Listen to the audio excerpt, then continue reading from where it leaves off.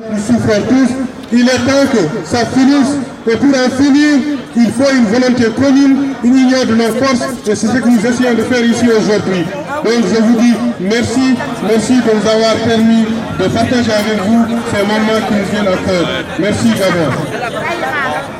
Voilà, donc comme vous pouvez l'entendre, aujourd'hui l'Afrique souffre des maux qui sont très graves.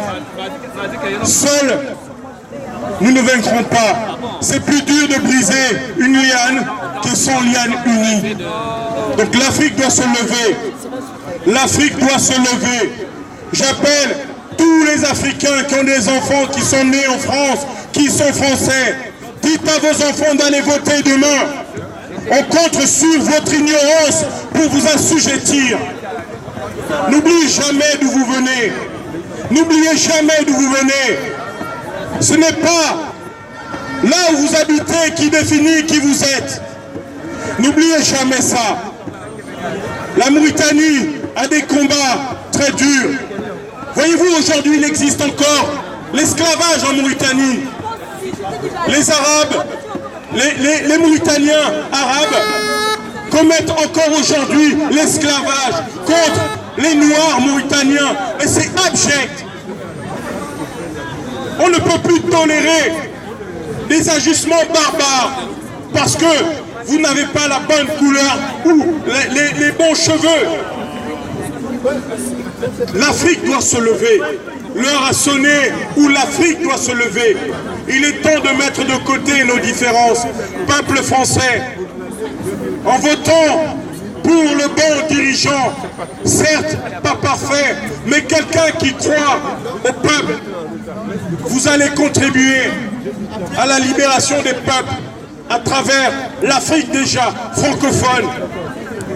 Car celui qui pense que l'Afrique et la France n'est pas liée, celui-là est un fou. Sans l'Afrique, la France n'est rien, je le dis et je signe. Sans l'Afrique, la France n'est rien. La France n'a pas de pétrole, la France n'a pas de bois, la France n'a pas d'uranium, la France n'a pas de manganèse.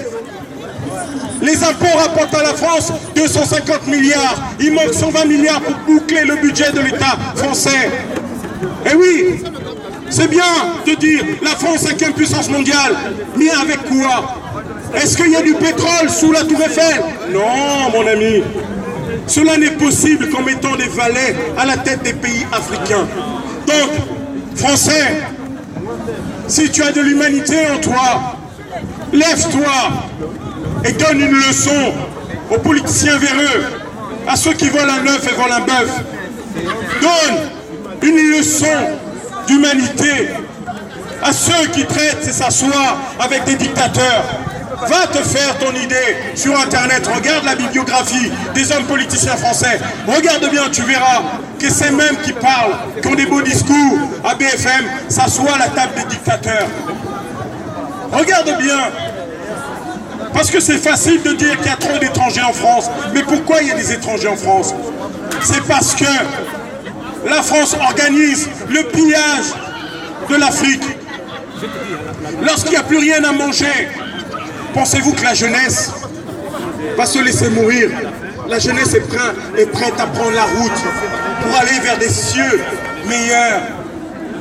Au Sénégal, pays de pêcheurs, lorsque les Occidentaux viennent rafler les côtes africaines, de facto, elles condamnent la jeunesse sénégalaise à l'exil.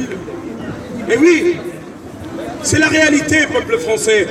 Le peuple est mûr, les Français sont intelligents, les Français ont une probité au-delà de leurs élus. Ne vous laissez plus déposséder, le pouvoir est au peuple, et pas l'inverse. Un politicien ne peut pas s'élire tout seul, il a besoin du peuple. C'est pour ça que les Mauritaniens sont là et que nous sommes là.